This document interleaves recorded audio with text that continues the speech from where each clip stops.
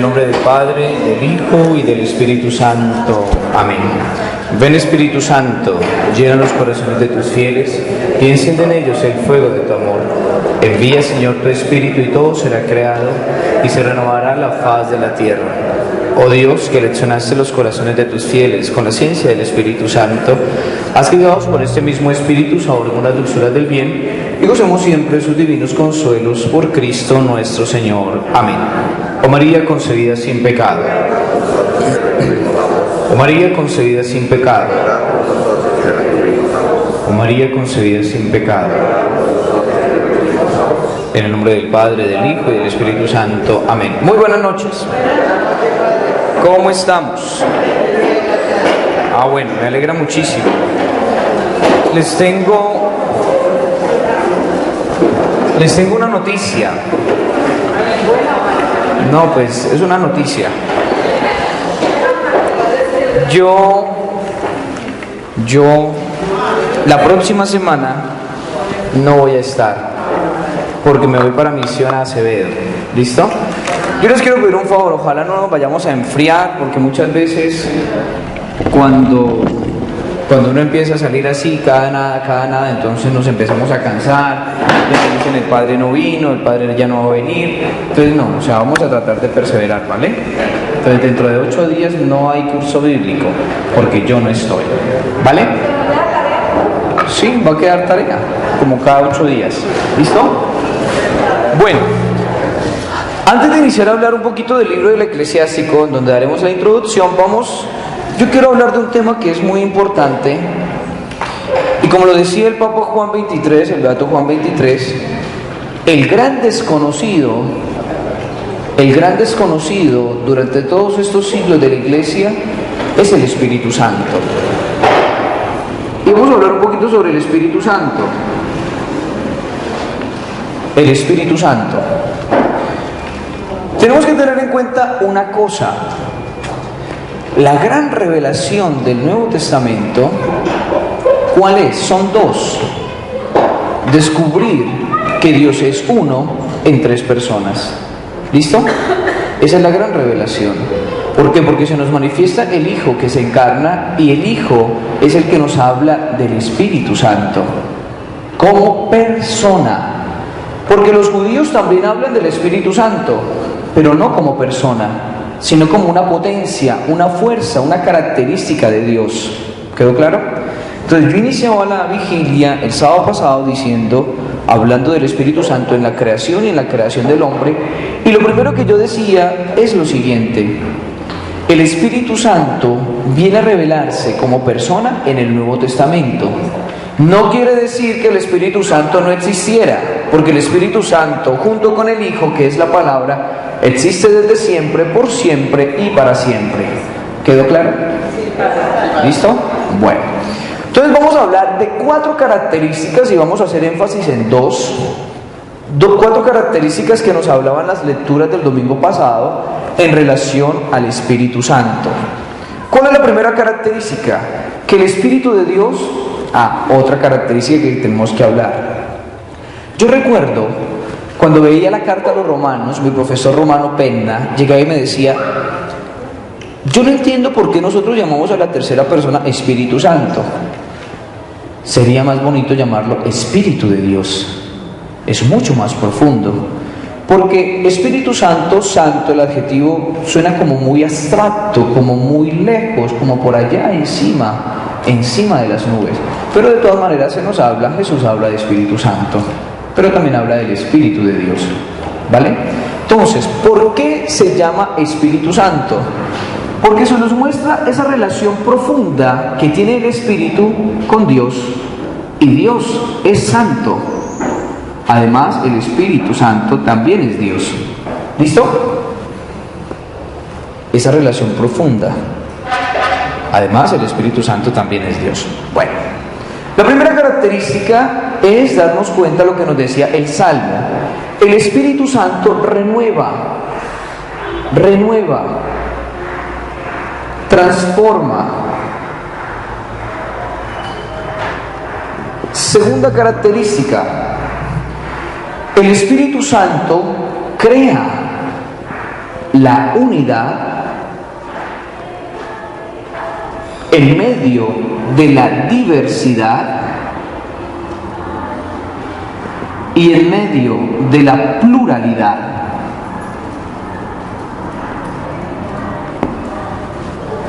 Tercera característica, el Espíritu Santo crea la comunión.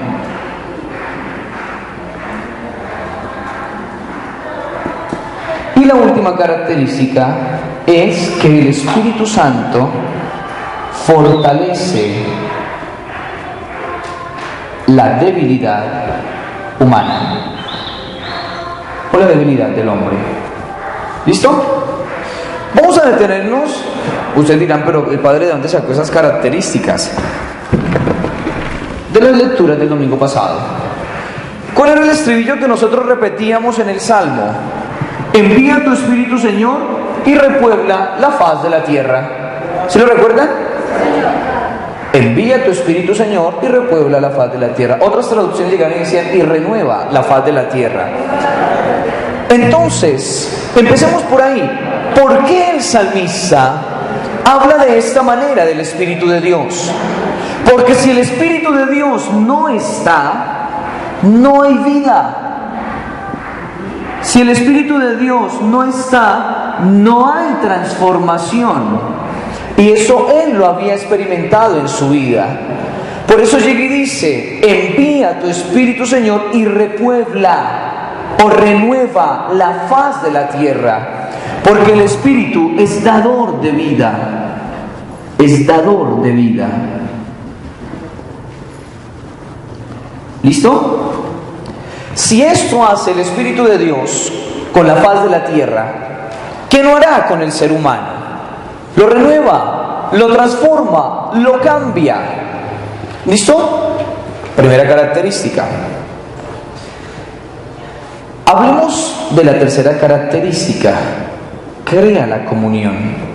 Eso lo encontramos en la segunda lectura, que es de la carta del apóstol San Pablo a los Corintios. Empieza diciendo Pablo, nadie puede decir Jesús es Señor si no es bajo la acción del Espíritu Santo. Mire cómo empieza. Hay diversidad de dones, pero un mismo Espíritu. Hay diversidad de dones, pero un mismo Espíritu. Después llega y dice, hay diversidad de ministerios o de servicios, pero un mismo Señor.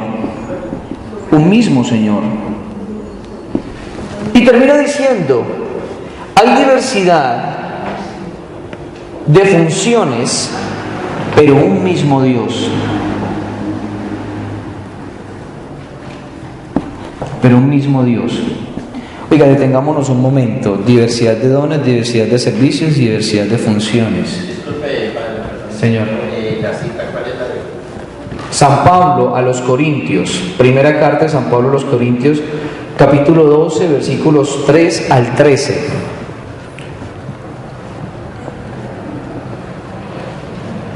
Diversidad de dones. Miren lo interesante. Lo que nos... Perdón. ¿Sí? Aquí en el Génesis se habla de la haz de la tierra. ¿Sí? ¿Hay alguna diferencia No. entre haz y faz? No. No, señor. Lo mismo. Bueno. Miren lo interesante. Y nosotros muchas veces llegamos y decimos, pero ¿dónde está la Trinidad? Ahí. Dones, Espíritu Santo. Servicios, el Señor. Cuando se habla de Señor en Sagrada Escritura, especialmente el Nuevo Testamento, se está haciendo alusión ¿a quién? ¿Y cómo se llama el Hijo? Listo, Jesús. ¿Listo? Y hay diversidad de funciones, pero un mismo Dios. Dios está haciendo relación al Padre. ¿Listo? Después Pablo empieza a decir, en cada uno se manifiesta el Espíritu para el bien común, porque lo mismo, miren, que el cuerpo es uno y tiene muchos miembros, y todos los miembros del cuerpo, a pesar de ser muchos, son un solo cuerpo, así también es Cristo. ¿Listo? El Espíritu crea la unidad y la comunión. ¿Quedó claro? Bueno, yo me voy a detener un poco en estos últimos dos aspectos, en el segundo y en el último, que era la primera lectura y el Evangelio. con el Evangelio. El Espíritu de Dios fortalece al hombre. Y me voy a detener un momento ahí.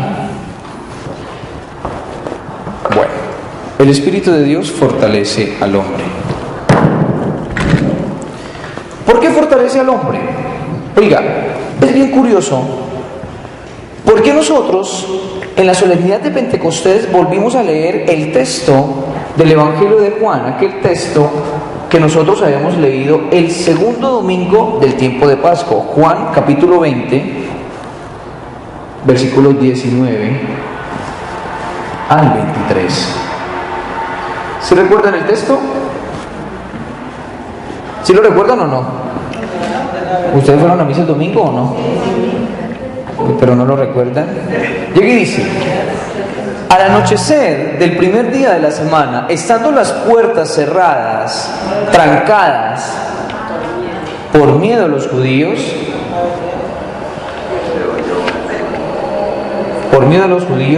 entró Jesús, se puso en medio de ellos y les dijo: les traigo la paz. Miren, aquí hay un elemento muy interesante. Los discípulos están encerrados. ¿Por qué están encerrados? Porque tienen miedo. Tienen miedo.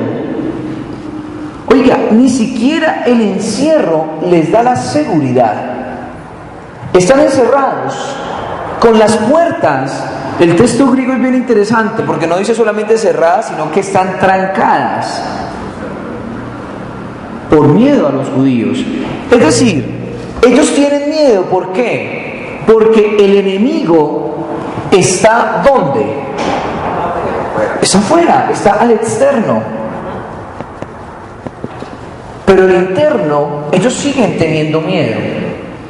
Siguen teniendo miedo. ¿Por qué tienen miedo? Porque piensan que los judíos, así como mataron al Señor, también los van a matar a ellos. Pero miren, están encerrados, tienen miedo.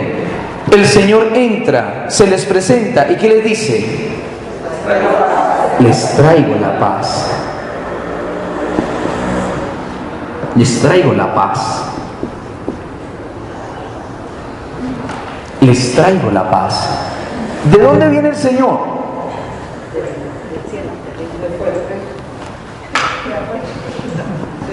Viene de afuera. De fuera.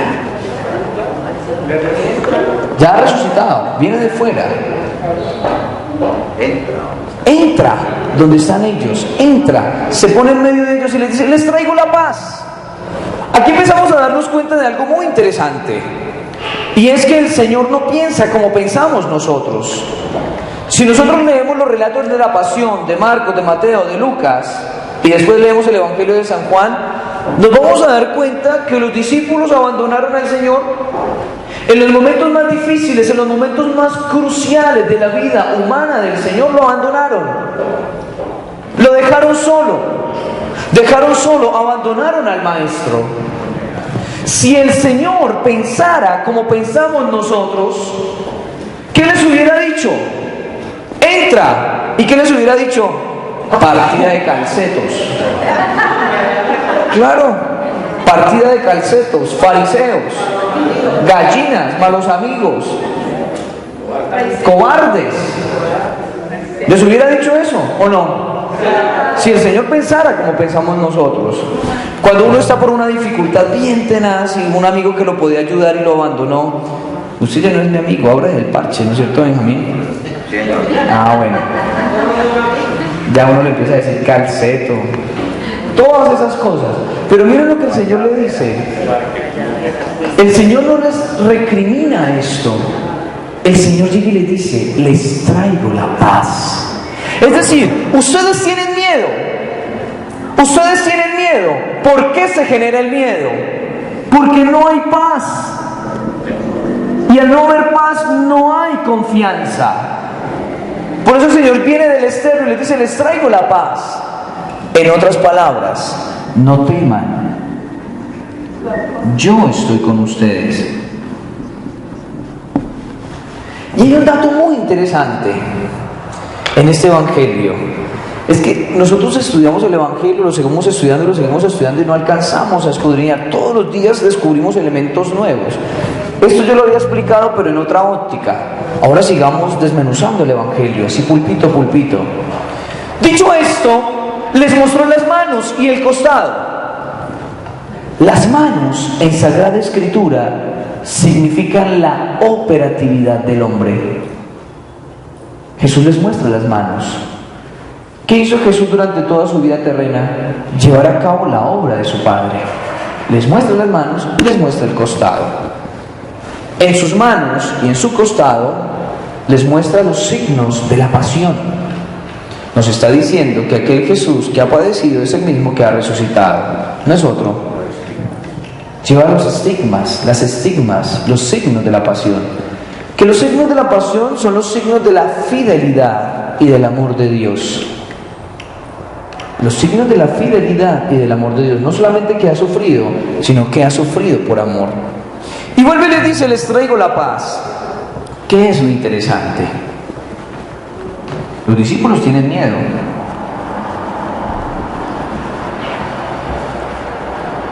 Miren lo que hace el Señor. Al ponerse en el centro, al decirles les traigo la paz y al mostrarles las manos y el costado, les está diciendo, a mí me mataron, sí, aquí están los signos de mi muerte, de mi pasión y de mi muerte, pero no me quedé muerto, he resucitado. Por eso vuelve y les dice, les traigo la paz, es decir, no teman, no teman. Si a ustedes los matan, si ustedes mueren, tranquilos, no se van a quedar muertos, van a resucitar.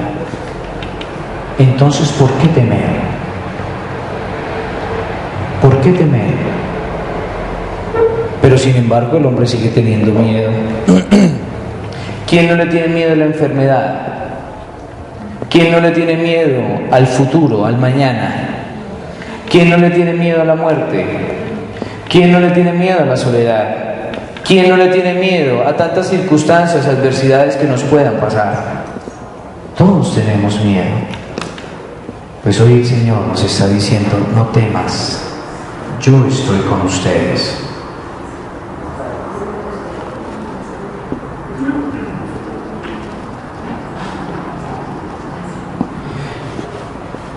Y del paquete triple, el Señor Jesús no solamente nos da la paz,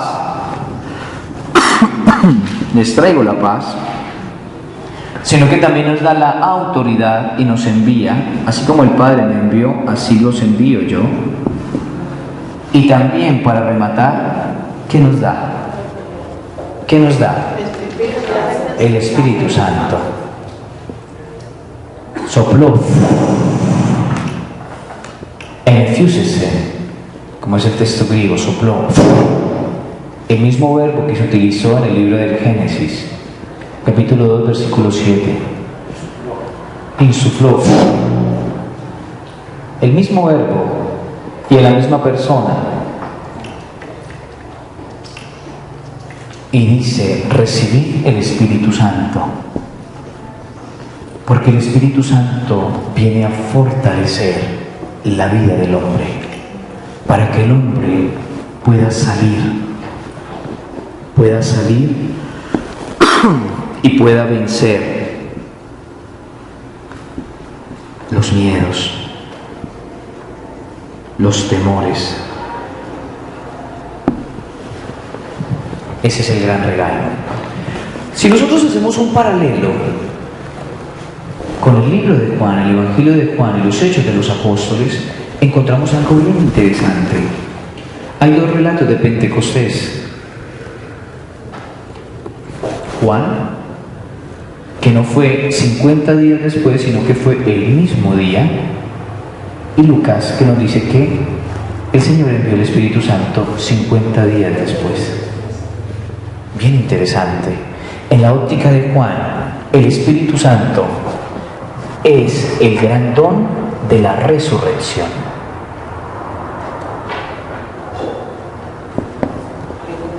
Por eso les da el Espíritu Santo, porque ha resucitado, transmite el Espíritu Santo, lo entrega. después de que ha hablado de todo ese discurso sobre el Espíritu Santo, el mismo día, no espera, el mismo día les entrega el Espíritu Santo. ¿Listo? En cambio, en la óptica de Juan, que es el autor de los Hechos de los Apóstoles, dice que 50 días después. ¿Por qué? ¿Por qué? ¿Ustedes saben por qué? ¿Saben por qué? Porque sí. Porque sí. Un amigo llegaba y decía, no es porque sí, no, porque sí. No, mentira, lo vamos a explicar. ¿Por qué? ¿Va quedando claro o no? Y aquí vamos a saltar a los Hechos de los Apóstoles. Entonces, miren lo interesante. Nosotros hablamos muchas veces del Espíritu Santo y hablamos muchísimas cosas, pero qué bonito que tuviéramos esa óptica desde la palabra, que predicáramos desde la palabra. Los textos del domingo pasado no aparecieron así porque sí, no, tienen todo un sentido, tienen toda una articulación. ¿Listo? ¿Cuál es la óptica? Lucas es el evangelista de la historia. Lucas es el evangelista de la historia, de esa historia humana en donde Dios entra y la convierte en historia de salvación. ¿Listo? Por eso Lucas, dentro de esa historia, nos habla de ese gran acontecimiento de Pentecostés. Oiga, aquí hay otra cosita. Pentecostés. 50 días después. ¿Por qué? Porque durante 40 días el Señor estuvo con sus discípulos, ¿no es cierto? Estuvo con ellos mostrándoles, es decir, capacitándolos, diciéndoles no tengan miedo por esto, por esto, por esto, por esto. Es decir, el Señor que sigue acompañando la historia del hombre. Leamos el texto de los Hechos de los Apóstoles. Vayamos a Hechos de los Apóstoles, capítulo 2, versículos 1 al 11. Nosotros hablamos de Pentecostés y una vez decimos, la venida del Espíritu Santo. Oiga, tenemos que tener cuidado porque Pentecostés tiene toda una connotación histórica dentro del mismo pueblo de Israel. Ojo ahí. ¿Qué dice? ¿Lo encontraron? Hechos de los Apóstoles, capítulo 2, versículos 1 al 11. Dice, al llegar el día de Pentecostés, estaban todos reunidos en el mismo lugar. Oiga, ya se nos hablaba de Pentecostés. Dice, al llegar el día de Pentecostés, es decir, había una fiesta judía que se llamaba Pentecostés. Había una fiesta judía y se llama Pentecostés. Por eso hagamos memoria antes de hablar de la fiesta del Espíritu Santo. ¿Me estoy haciendo entender o no? ¿Sí? Que los veo como todos dormidos. Dime. Dime.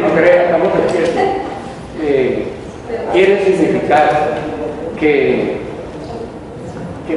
Pentecostés no es el Espíritu Santo. El Espíritu Santo es Paráclito. El Paráclito, sí. Vamos a explicar que vino en ese día. Exacto. Sí, estamos despiertos. Exacto, eso es lo que vino ese día, el día de Pentecostés. Por eso después la fiesta de Pentecostés adquiere un nuevo sentido. ¿Listo? Vamos a tratar de expresar qué era. Dentro del pueblo judío habían tres fiestas mayores, las tres fiestas más importantes, que son la Pascua, la fiesta de los tabernáculos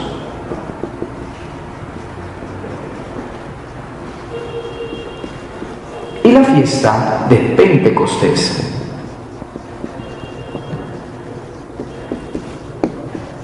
Tres fiestas importantísimas. Y está como, ¿sí me entiende? Más así despegado. O tampoco. Sí o sí, sí. Bueno, hablemos de Pentecostés. La fiesta de los tabernáculos que era para La fiesta de los tabernáculos era la fiesta de los campamentos, en donde ellos recordaban ese tiempo que estuvieron en el desierto, ¿sí? Entonces iban y acampaban en un territorio.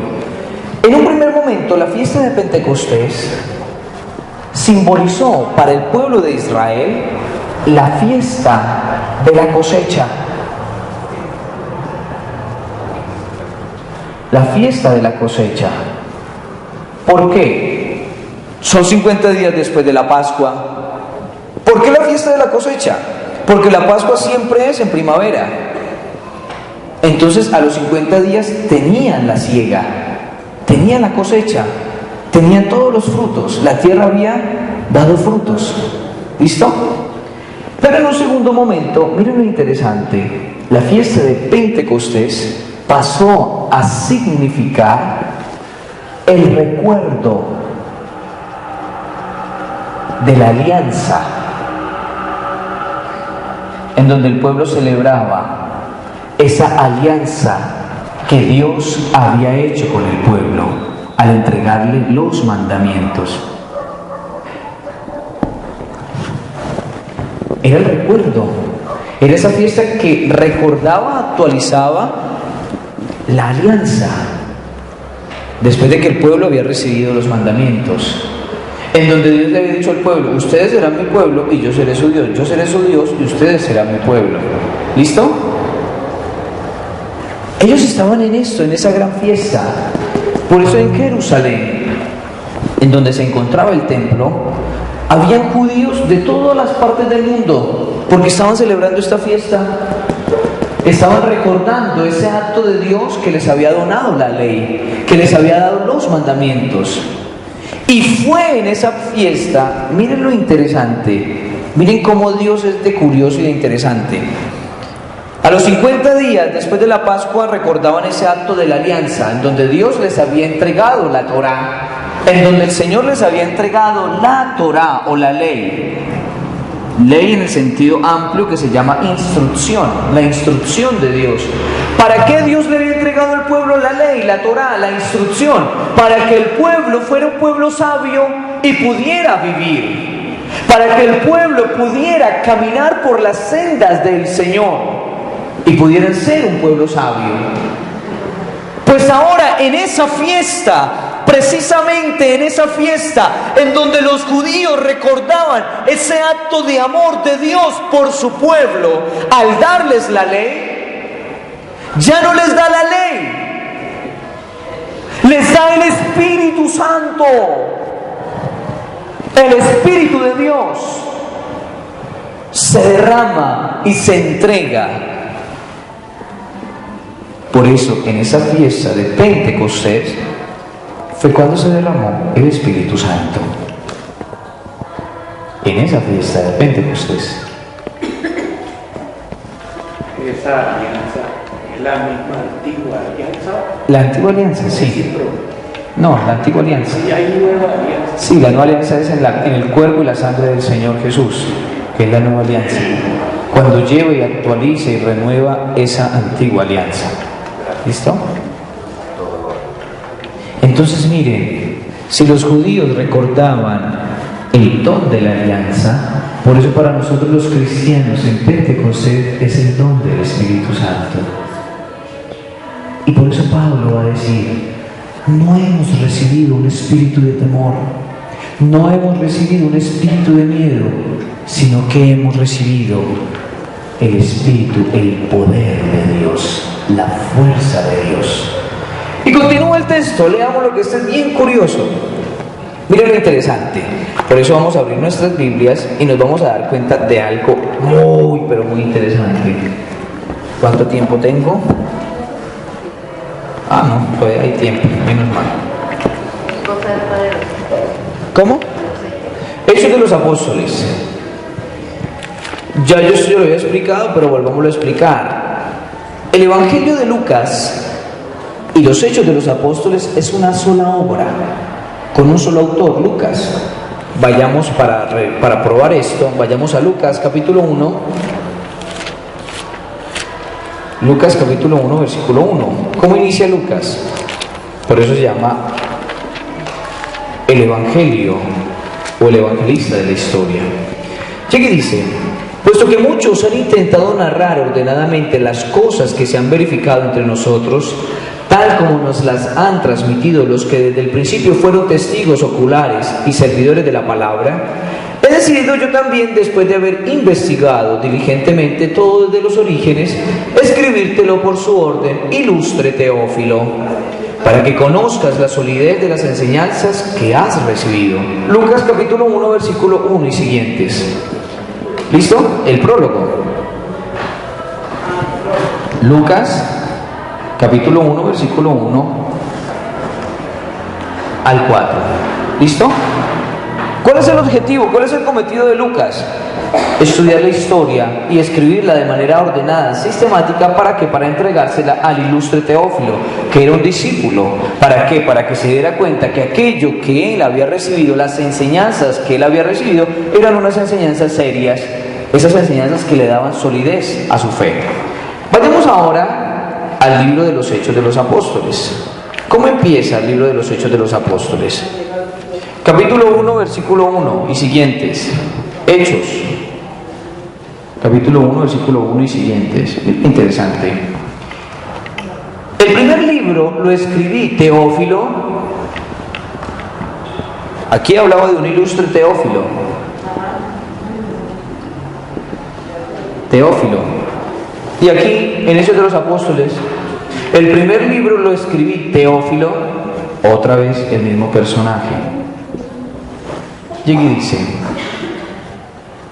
sobre todo lo que Jesús hizo y enseñó desde un principio hasta el día en que, después de haber dado instrucciones por medio del Espíritu Santo a los apóstoles que había elegido, fue llevado al cielo. Y miren lo interesante, hay otro dato interesante.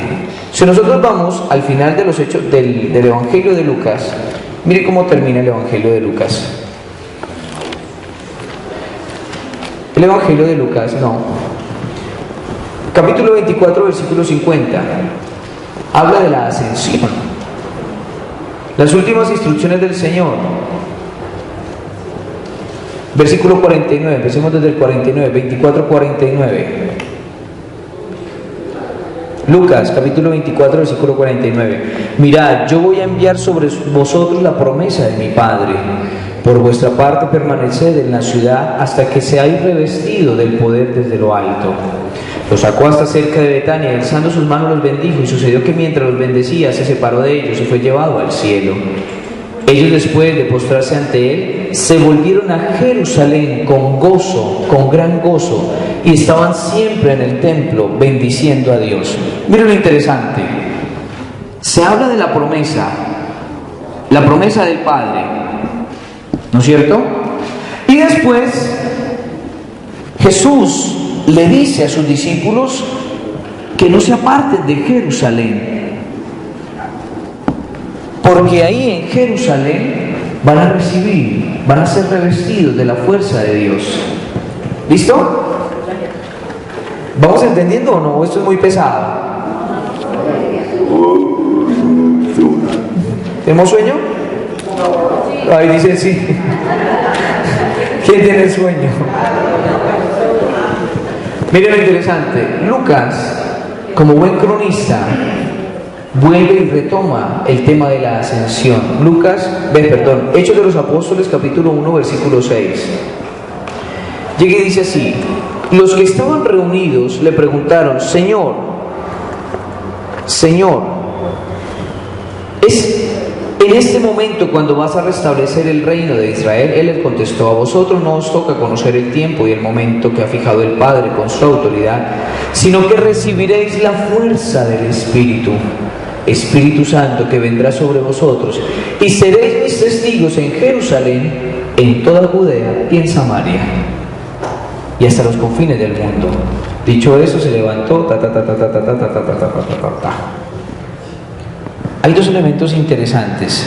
¿Sí ven? Hay una inclusión. Termina hablando de la promesa del Espíritu y el libro arranca con esa promesa del Espíritu. Habla de la importancia de Jerusalén. Oiga, habla de la importancia de Jerusalén. El Señor, en la óptica de Lucas, le dice a los evangelistas: no se aparten de Jerusalén. ¿Por qué? ¿Por qué es importante Jerusalén?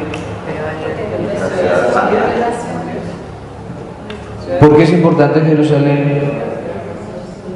Sí, Benjamín es la ciudad santa. ¿Por qué más?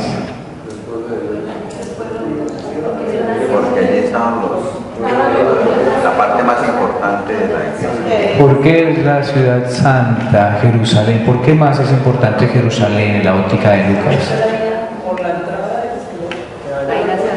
¿Por qué es importante Jerusalén? ¿Por qué es importante Jerusalén? ¿Cómo operativo? ¿Por qué? Bueno, allí padeció el Señor. ¿Por qué es importante Jerusalén? ¿Ah? Porque está el templo, listo. ¿Por qué más es importante Jerusalén? ¿Por qué qué? Sí, ¿por qué más es importante Jerusalén? ¡Ay, Dios mío! ¿Por qué es importante Jerusalén? No, nació Jerusalén. ¡Ay, no! Oh, Jerusalén es importante. Hagamos una comparación. Roma ahora es el capus mundi, es decir, ahí hay todos están ahí. Es decir, es el centro del mundo. ¿Por qué? Porque ahí convergen todas las naciones de la tierra. Jerusalén, aparte de ser la ciudad santa, era la ciudad en donde todos los judíos de todas las partes del mundo iban a la fiesta. Iban allá, de todas las partes del mundo llegaban allá. Por eso es importante Jerusalén, porque era la capital. Y aparte de ahí, porque tenía todo ese sentido universal. ¿Listo? ¿Ahora sí? ¿Quedó claro? ¿Tampoco? Listo. Miren lo interesante. El mismo libro de los Hechos de los Apóstoles nos habla de algo muy importante. Antes de la fiesta de Pentecostés sucede algo bien interesante. Miren, hay toda una preparación. Nosotros tenemos que aprender a leer los libros con gran inteligencia. Hay toda una preparación antes de la fiesta. O sea, antes del capítulo 2, el capítulo 2 que nos habla de Pentecostés, está precedido por qué? Está precedido por qué? Ay. ¿Qué está primero del 2? Pues está precedido por el capítulo 1, claro. El capítulo 1 es toda una preparación a este gran evento de Pentecostés. ¿Por qué? Por diferentes aspectos. Vayamos al versículo 5 del capítulo 1. Y dice: Juan bautizó con agua, pero vosotros seréis bautizados en el Espíritu Santo dentro de pocos días. ¿Listo? Juan bautizó con agua, pero el Señor les hace esa promesa, esa preparación: ustedes serán bautizados con Espíritu Santo. ¿Listo? Toda esa preparación al gran evento de Pentecostés. El Señor había hablado, en la ascensión habló del Espíritu Santo. Versículo 8, ¿qué nos dice? Nos dice: sino que recibiréis la fuerza del Espíritu Santo que vendrá sobre vosotros, y seréis mis testigos en Jerusalén, en toda Judea y en Samaria y hasta los confines de la tierra. O sea, para ser los testigos del Señor, es decir, para llevar a cabo la obra del Señor, es necesario el Espíritu Santo. ¿Por qué? Porque el Espíritu Santo les va a dar la fuerza para ser testigos. ¿Y qué hace un testigo? ¿Qué hace un testigo? ¿Qué da? Ay, pues da testimonio. Uy, están como usted está, dirán ustedes, mi padre está como chistín, ¿no? Hoy como que no está alumbrando el bombillito, ¿no es cierto? No, es que están ustedes muy concentrados, sí, están demasiado concentrados, sí. ¿Listo? Miren, otro elemento que nos habla de la preparación de ese gran evento de Pentecostés. Vayamos a Hechos de los Apóstoles, capítulo 1, versículo 14. Llega y dice: todos ellos, estaban los apóstoles, todos ellos perseveraban en la oración en un mismo espíritu, en compañía de algunas mujeres, de María, la madre de Jesús, y de sus hermanos. Ya hablamos de ese término, hermanos. ¿Listo? Entonces, recibirán el Espíritu Santo, serán bautizados, recibirán el Espíritu Santo para ser testigos. Y estaban reunidos en la oración con María, la madre del Señor. No solamente la madre del Señor, sino la madre de los discípulos del Señor. Y miren, ¿por qué el versículo 15 del capítulo 1 nos habla de la sustitución de Judas? ¿Por qué nos habla de la sustitución de Judas? Es decir, ¿por qué Hechos, capítulo 1, versículo 15 y siguientes, nos habla de la elección de Matías como apóstol del Señor? ¿Por qué? Están todos. Porque tenían que estar todos, el número 12, que es muy importante. Y el número 12, que simboliza las 12 tribus de Israel. Ahora, como lo dice el libro del Apocalipsis, los 12 apóstoles del Cordero, es decir, la antigua ¿qué? La antigua alianza y ahora la nueva alianza, o el antiguo pueblo y ahora el nuevo pueblo, ¿no es cierto? Que el nuevo pueblo no despuntó de la nada, como muchas veces pensamos. Nosotros somos hermanos con los judíos, son nuestros hermanos mayores, ¿qué le vamos a hacer? Venimos de allá. Los primeros discípulos del Señor eran judíos, que por amor a Él se convirtieron en cristianos, pero eran de raza judía. ¿Qué le vamos a hacer? Muchas de nuestras celebraciones litúrgicas tienen su origen en la celebración litúrgica judía. ¿Qué le vamos a hacer? Pero son nuestros hermanos mayores, punto. Padre, una preguntita o una aclaración. Todavía los judíos o algunos judíos piensan que al Señor se lo robaron los apóstoles de allá. Ellos llegan y dicen, Jesús fue un hombre, fue un bacán, fue un profeta grande en palabra, en todo lo que usted quiera, pero no es Dios, punto. Se murió y el cuerpo se lo robaron. A nosotros no importa quién es Jesús, Jesús era uno de nuestra raza, punto, listo. Así como el gran maestro Rabí Akiva, el gran maestro Eleazar, el gran maestro, esos grandes maestros de allá, pero punto, ahí se quedó. Todavía están con el pensamiento. Sí, o sea, ellos no creen en Jesús, punto. Están esperando el Mesías, pero ahora ya no hablan tanto del Mesías, sino hablan de la promesa de la tierra. ¿Listo? De la tierra. Por eso pelean tanto por ese pedazo de tierra. O sea, se hacen matar. ¿Listo? Entonces, miren, toda la preparación, el capítulo 1 es toda una preparación para el capítulo 2, el gran acontecimiento de Pentecostés. Serán bautizados con el Espíritu Santo. Al recibir el Espíritu Santo serán mis testigos en Jerusalén. Entonces se habla de la perspectiva universal, en Samaria y hasta los confines del mundo, Galilea, de la oración y después de la preparación, es decir, antes de la venida del Espíritu Santo está la elección de Matías, es decir, ahora la iglesia está en pleno, están todos los apóstoles. ¿Listo? No vayan a decir, como muchas veces podemos pensar, que en el cenáculo solamente estaban los 11 apóstoles. No. Estaban los 12. Estaban los 12. Quedó claro. 13 Y otras mujeres. Estamos hablando de los apóstoles. Estaban los 12 apóstoles y un montón de gente. ¿Listo? ¿Quedó claro? ¿Listo? Hay otro elemento muy interesante en esa narración. Llega y dice, leámoslo para poder descubrir. Al llegar el día de Pentecostés, estaban todos reunidos en el mismo lugar. De repente, un ruido del cielo, como un viento recio. Miren, aquí hay una cosa muy interesante. Ese rumor o ese viento recio es un sustantivo. Ese es un sustantivo ejos. Ejos, que viene del verbo eke. Este verbo, rumor o estruendo, nos recuerda algo. Vayamos a Éxodo, capítulo 19, versículo 16. Vayamos y hagamos el paralelo.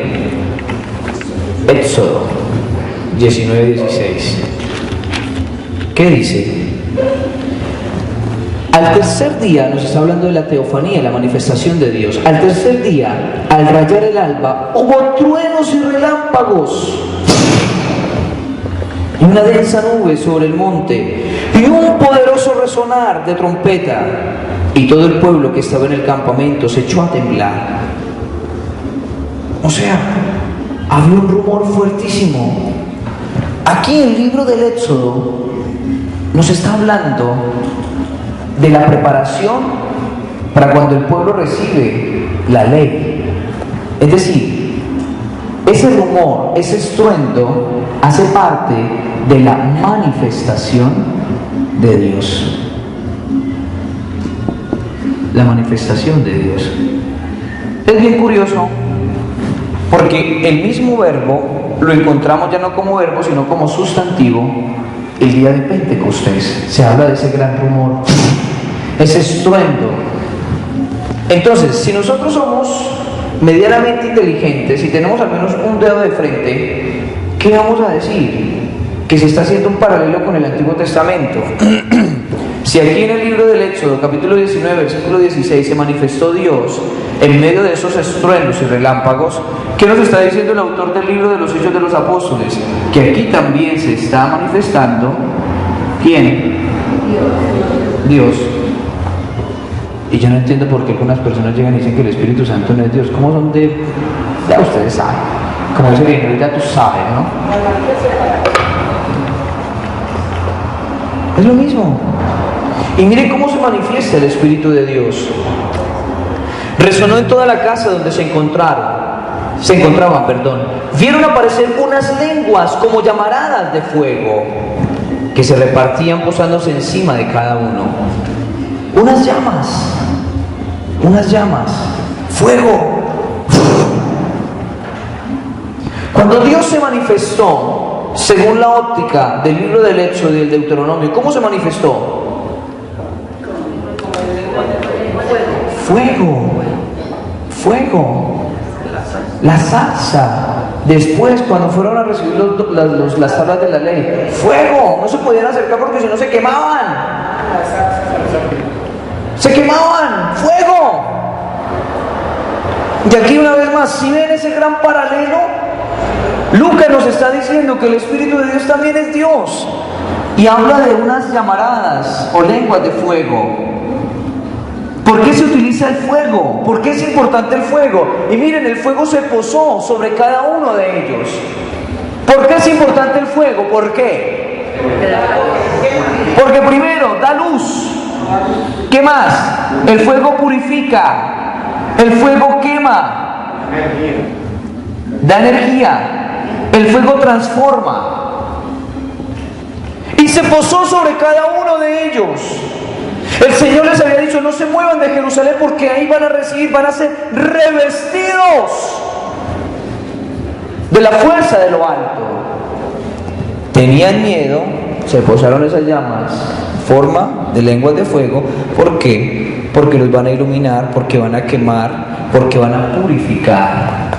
¿Para qué? Con una función, con la función de que estos discípulos vayan a evangelizar.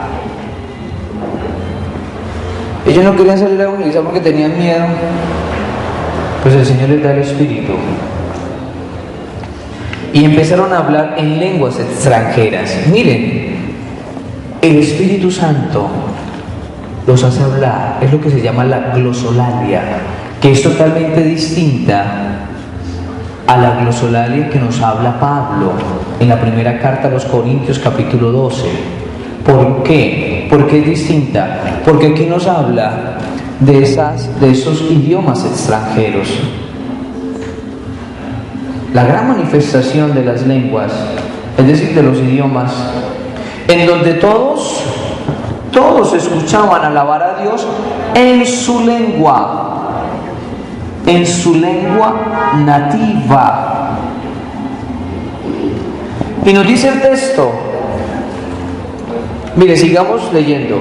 cada uno en su lengua que el Espíritu les sugería. Se encontraban entonces en Jerusalén judíos devotos de todas, miren, por eso Jerusalén es importante, de todas las naciones de la tierra. ¿Por qué? ¿Por qué estaban ahí reunidos? Porque estaban celebrando Pentecostés, estaban recordando y actualizando el don de la alianza. Cuando escuchan ese ruido, cuando escuchan ese estruendo, ¿qué hacen? Pues se van como buenos judíos, como buenos, diríamos como buenos colombianos, chismosos, ¿no? Oye, ¿qué pasó? Y se acercaron todos y empezaron a escuchar. Miren lo que dicen: al oír el ruido, acudieron en masa y quedaron desconcertados. ¿Por qué? Por lo siguiente: porque cada uno los oía hablar en su propio idioma. Los oían hablar en su propio idioma. Es decir, el Espíritu Santo, aparte de ser luz, de quemar, de purificar, el Espíritu Santo mueve a estos discípulos a que empiecen a hablar, a alabar y bendecir a Dios y a proclamar el reinado de Dios en el idioma de cada uno de ellos. Y miren lo que nos dice el texto. Oiga, ¿no son acaso galileos estos? Miren, este tema es fundamental y ahorita lo voy a explicar. Porque ellos llegan y dicen: ¿estos acaso no son galileos? Y ahorita lo voy a explicar. Entonces, ¿cómo es que cada uno los oímos hablar en nuestra lengua nativa? Y empezaron a decir: entre nosotros hay partos, medos, elamitas, otros vivimos en Mesopotamia, Judea, Capadocia, el Ponto y en Asia, en Frigia o en Panfilia, en Egipto o en la zona de Libia que limita con Cirene. Algunos somos forasteros de Roma, otros judíos o prosélitos. También hay cretenses y árabes, y cada uno los oímos hablar de las maravillas de Dios en nuestra propia lengua. Hay una gran diferencia en la óptica de Lucas y en la óptica de Pablo. Lucas nos habla del gran milagro de la lengua. Lengua hablando de idiomas. En cambio, Pablo nos habla de la glosolalia en el sentido de la lengua del Espíritu Santo, una lengua arcana que se necesita un intérprete para poder conocer qué es lo que el Espíritu Santo está diciendo.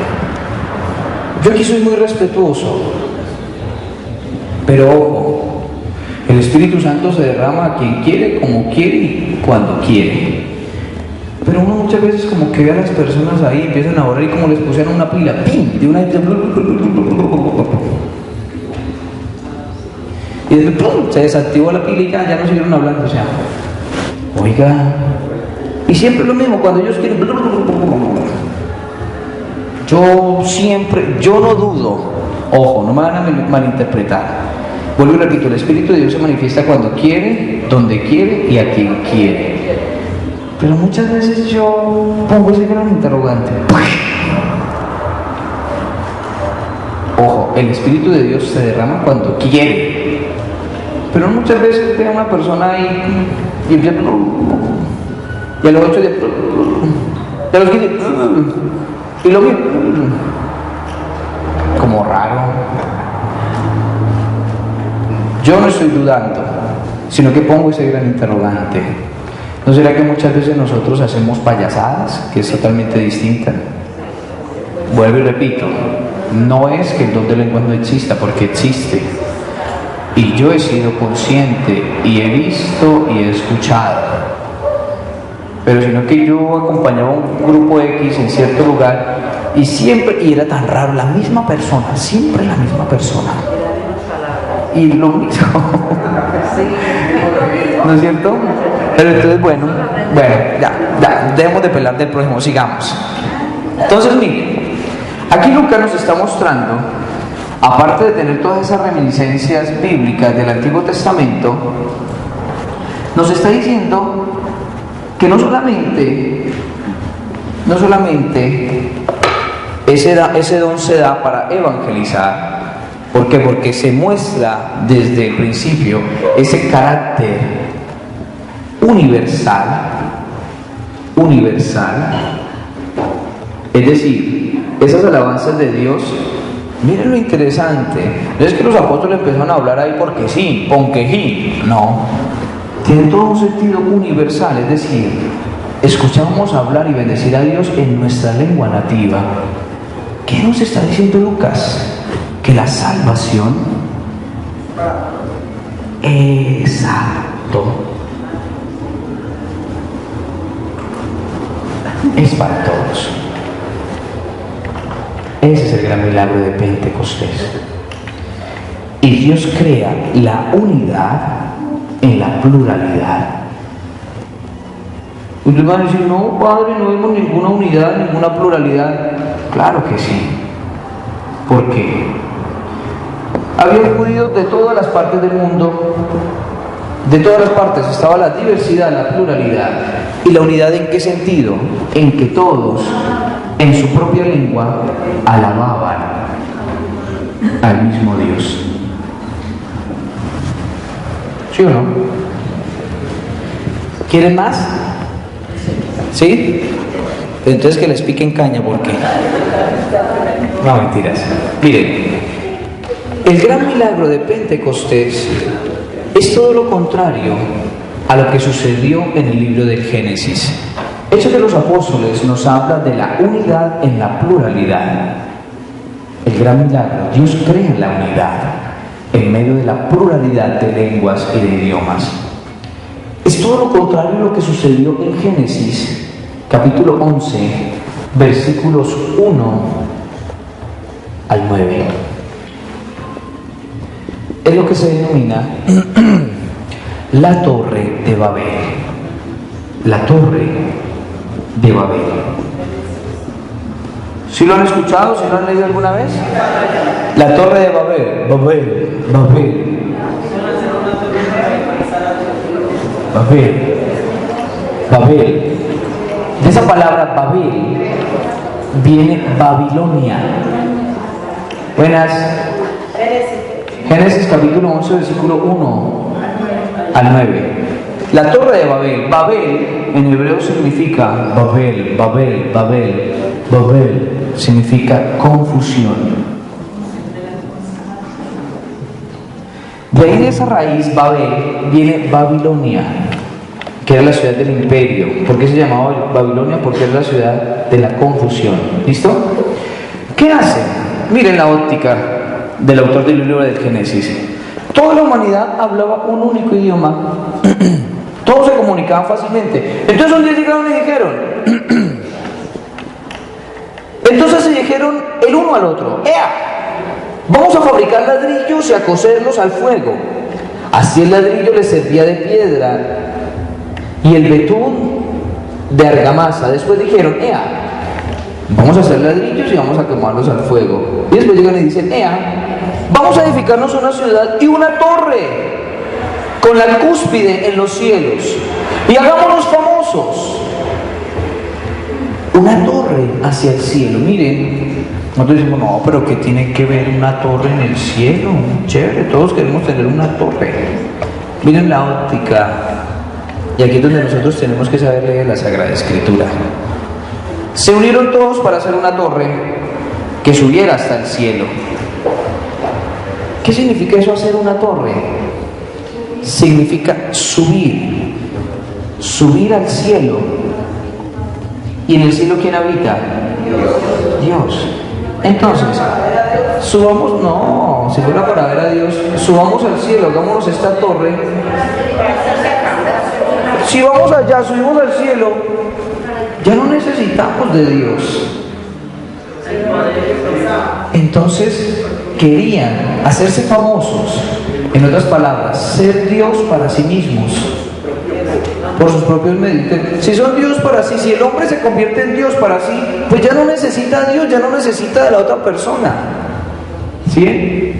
Entonces por eso Dios bajó y confundió. Y es donde creó los idiomas, la diversidad de lenguas. ¿Para qué? Para que ya no se entendieran y no cometieran ese propósito. ¿Sí? Una vez más el Señor salvando la situación.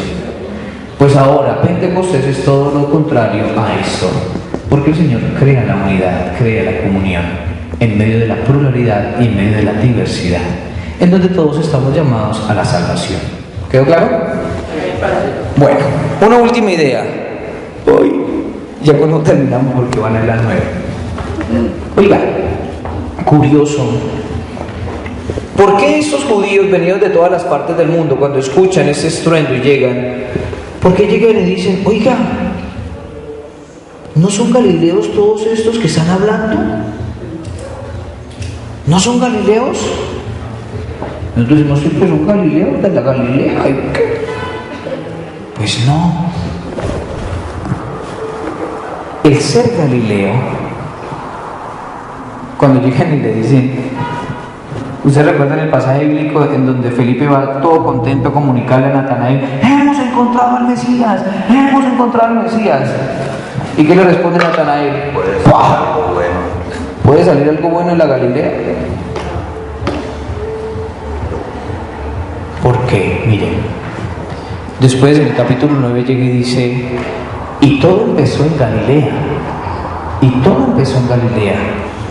La Galilea era la zona más fértil, pero era la zona en donde vivían los más,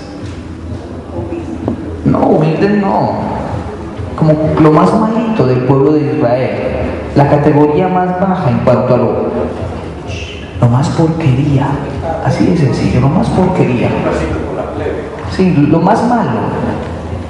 Incluso los samaritanos llegan a decir, nosotros somos de Samaria, somos samaritanos, nosotros no somos galileos, porque uy, qué oso ser de Galilea.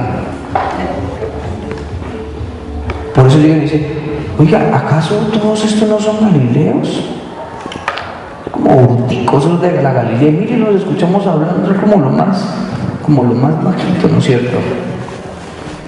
Y los Hechos de los Apóstoles nos dicen que todo comenzó en Galilea. Todo comenzó en Galilea. ¿Qué nos está diciendo? ¿Qué nos está diciendo? Yo por eso cada vez me enamoro más del Evangelio y me levanto más de mi fragilidad, como lo dice San Pablo. Porque cuando soy frágil es que soy más fuerte, porque en mí reside la fuerza de Dios. Cuando llega y dice los Hechos de los Apóstoles que todo comenzó en Galilea, ¿qué está diciendo?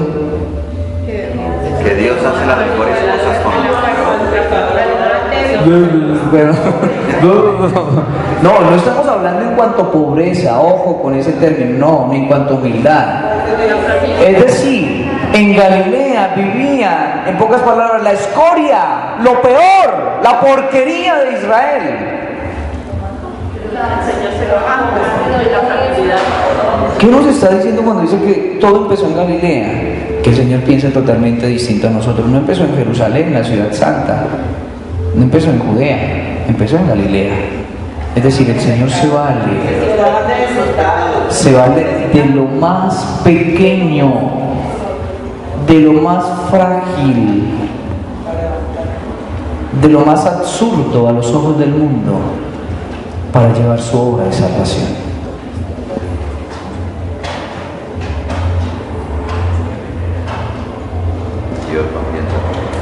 Dios no piensa como nosotros. Si Dios pensara como nosotros, estaríamos en la olla y pitadora.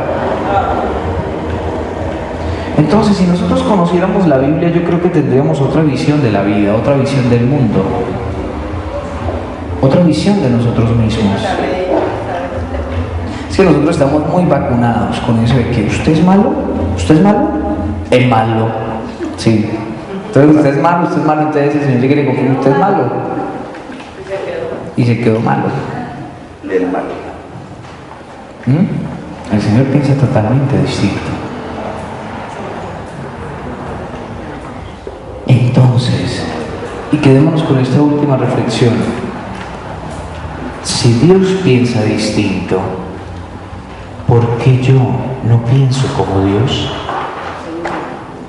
¿Por qué en cambio yo sí juzgo, condeno y aíslo?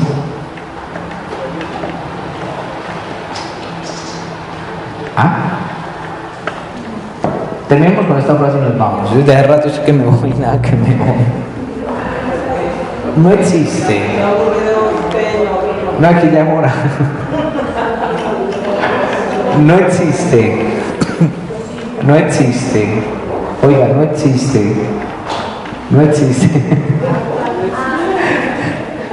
El santo sin su pasado, ni el pecador sin su futuro. Que el Señor nos ayude y que nos dé la gracia de saber descubrir su palabra y su mensaje. Entonces dentro de 8 días no hay curso, nos vemos dentro de 15. Vamos a empezar a leer. Yo quería empezar hoy con el libro del Eclesiástico, pero entonces lo vamos a leer todo, ¿listo? Vamos a empezar a leer libro por libro. Libro del Eclesiástico, llamado Ben Sirá o Sirácida. Es un libro que si ustedes tienen una Biblia protestante no va a estar, porque en la óptica cristiana católica es un libro deuterocanónico, es decir, entró en un segundo momento al canon, mientras que para nuestros hermanos cristianos protestantes es un libro apócrifo, como son de calabazos, mientras que para los judíos es un libro extracanónico, es decir, es un libro demasiado importante, está fuera del canon, pero lo utilizan y es muy importante para ellos. ¿Listo? Bueno, el Señor esté con ustedes. La bendición de Dios Todopoderoso, Padre, Hijo y Espíritu Santo, descienda sobre ustedes y los acompañe siempre. Pueden ir en paz. Dios los bendiga.